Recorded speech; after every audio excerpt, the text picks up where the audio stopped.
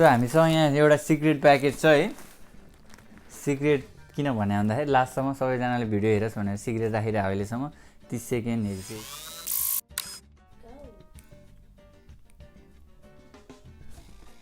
Sound test.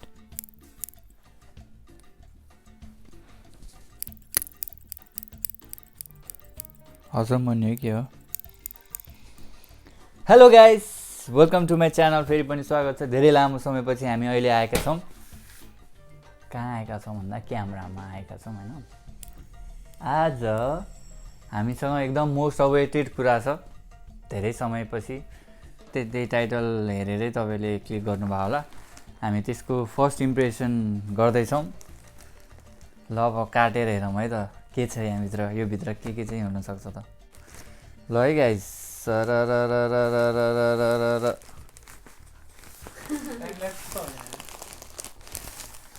यो DHL को packaging चाहिँ कडो रहेछ यार।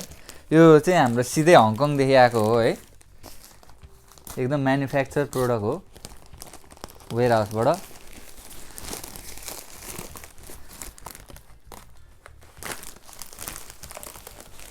होइन होला।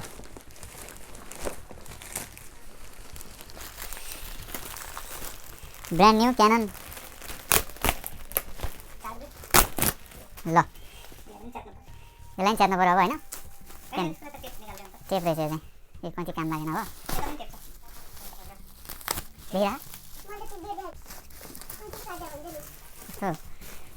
कैसे किन खेर गर्नु भनेर यो गरिदिएको। अब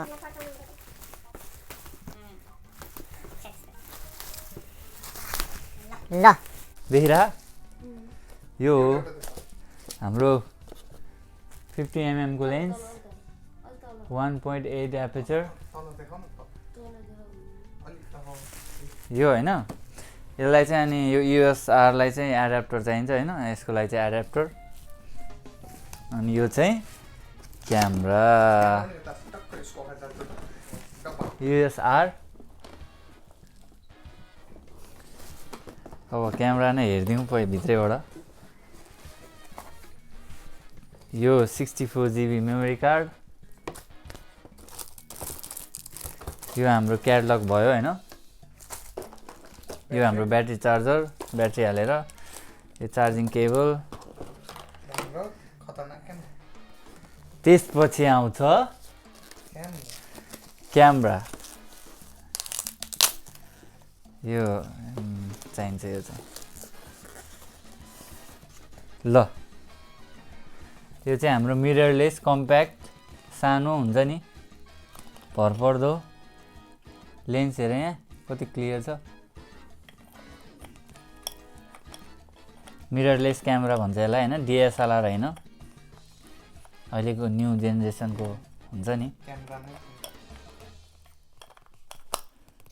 DSLRहरू ठुलो हुन्छ। यो चाहिँ अलिक सानो अनि विथ फ्लिप स्क्रिन यसरी। त्यही हो गाइज। अब यसपछिको चाहिँ अब यो क्यामेराबाट हामी स्विच गरेर हेर्छौँ कस्तो आउँछ होइन। त्यस क्यामेरा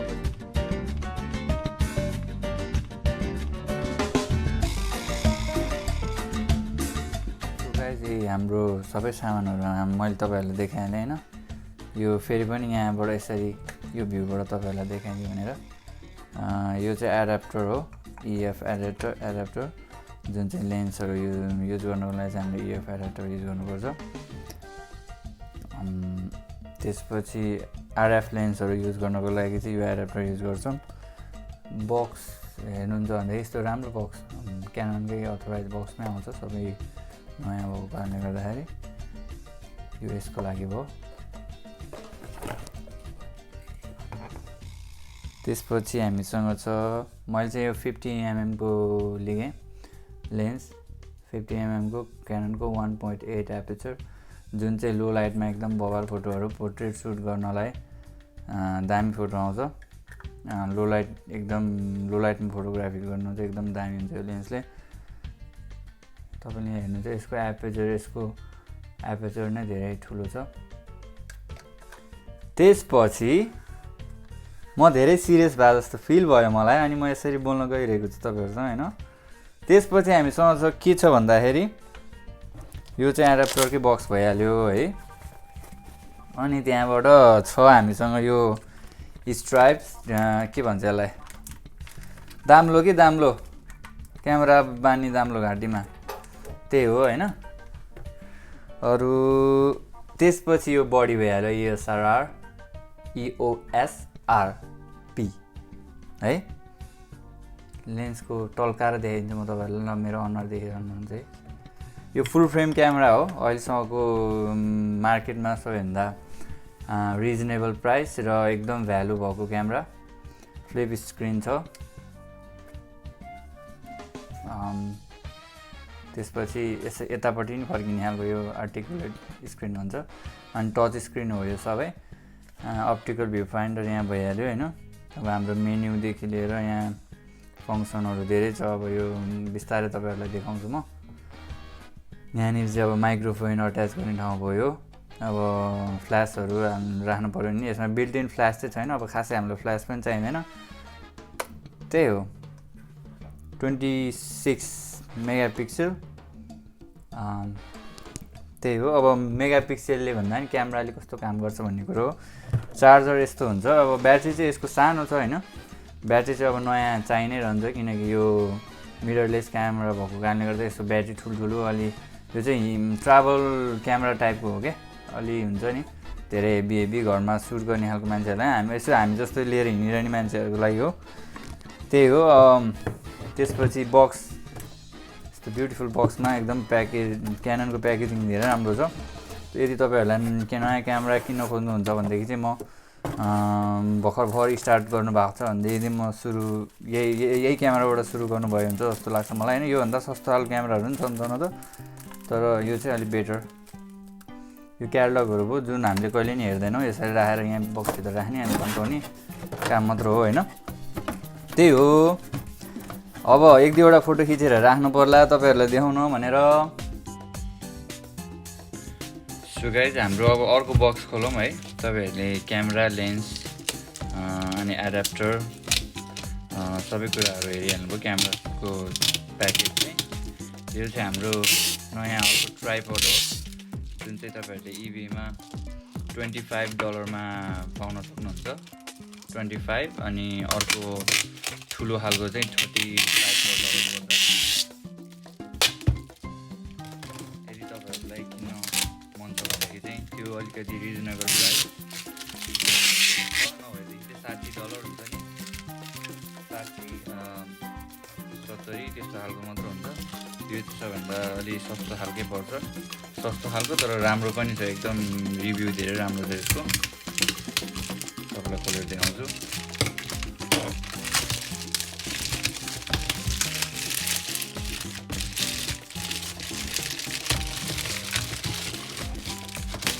कलर चाहिँ दामी लाग्यो मलाई बक्सको है। फर्स्ट इम्प्रेसन बक्सको कलर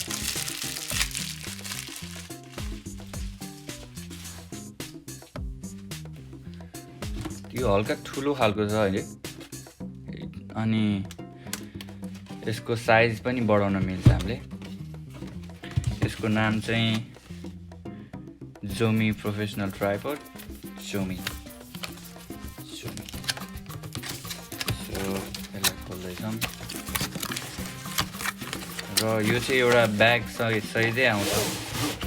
यस्तो ब्याग हुन्छ, तपाईँलाई लिएर हिँड्नलाई सजिलो भयो। यस्तो खालको ब्याग हुन्छ है। अनि यो ब्यागभित्र चाहिँ ट्राइपड हुन्छ। मैले चाहिँ यो कलर मन पऱ्यो मलाई, अनि मैले यो लिएँ। तर मैले सोचेको भन्दा ठुलो रहेछ खास है। मैले चाहिँ हल्का सानै सोचेको थिएँ, तर यो एल्युमिनियमको अलि ठुलै साइजमा रहेछ, तर केही भएन। यो चाहिँ अब तपाईँहरूलाई ट्राभल गर्दाखेरिको चाहिएको ट्राइपड हो चाहिन्छ भन्नेको हिसाबले चाहिँ अलि फिट नहुनसक्छ, किनकि अलि हल्का हेप्पी चाहिँ 1.3 kg समथिङ छ है। अनि यतिको हुन्छ यो नोइज चाहिँ, म देखाएँ साइजमा यतिको हुन्छ। र यसको हेड हुन्छ नि यताउता जताततै जान्छ। त्यो एउटा राम्रो पार्ट हो। यदि भर्टिकल सुट गर्नु पर्यो भनेदेखि अनि क्यामेरा मुभमेन्ट जस स्टेबल छ, अलिक स्ट्रङ नै छ यो है। अनि यो यतापट्टि यहाँनिर पनि तपाईँहरूले क्यामेरा झुन्डाएर तलपट्टिको भ्यू, यो अहिले जुन भ्यूमा छौँ नि त्यो भ्यू पनि खिच्न मिल्छ यहाँ तलपट्टि झुन्डाएर।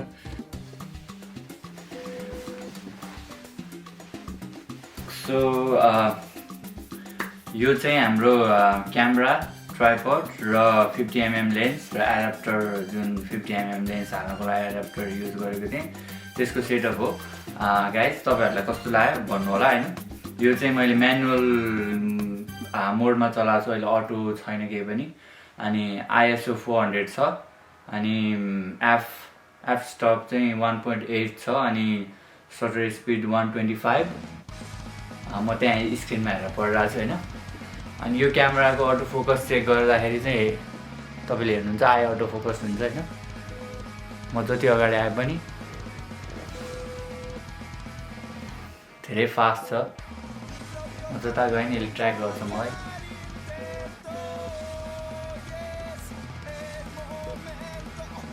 त्यही हो, अब यो फुल फ्रेम सेन्सर भएको हुनाले अनि त्यसपछि लेन्स पनि 1.8 एपेचरको भएको हुनाले लो लाइटमा एकदम राम्रो काम गर्छ।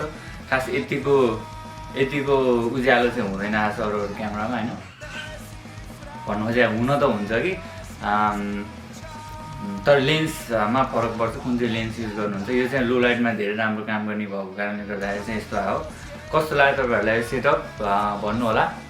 यो चाहिँ हाम्रो अब यसपछि पनि यस्तै क्यामेराको बारे रिलेटेड कुराहरू आइ नै रहन्छ होइन। सब्सक्राइब गर्नु होला नबिर्सिकन।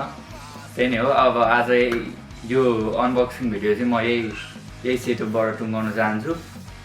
तपाईँहरूले ट्राइपड पनि हेर्नुभयो, सबै कुरो हेर्नुभयो, मैले भनिहालेँ होइन। लेन्स, एडाप्टर अनि यो क्यामेरा पनि देखिहाल्नुभयो। मैले भन्न बिर्सेँ यसमा चाहिँ मैले माइक्रोफोन एट्याच गरेको छैन, त्यही भएर हल्का त्यो क्यामेराले फोकस गरेको साउन्डहरू आइरहनु सक्छ होइन। त्यो भन्न बिर्सेछु। अब माइक्रोफोन एट्याच गरिसकेपछि पनि अभियसली राम्रो होला।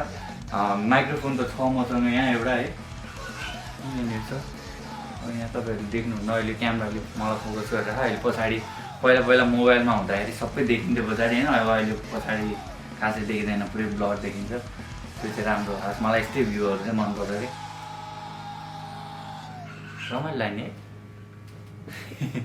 त्यही हो। अब म यसकै क्यामेराको रिभ्यूहरू, लेन्सहरूको रिभ्यूहरू अनि हुन्छ नि त्यस्तै भ्लगहरू एकदम इन्फर्मेटिभ कुराहरू नै हाल्छु। अनि अब हाम्रो प्लान पनि छ एउटा सानो सर्ट स्टोरी टाइपको हुन्छ नि, एउटा घरभित्र नै सर्ट स्टोरी टाइपको सर्ट मुभीहरू खिच्ने होइन प्लान छ। बिस्तारै आउँदै गर्छ। सब्सक्राइब गर्नु होला त्यसको लागि।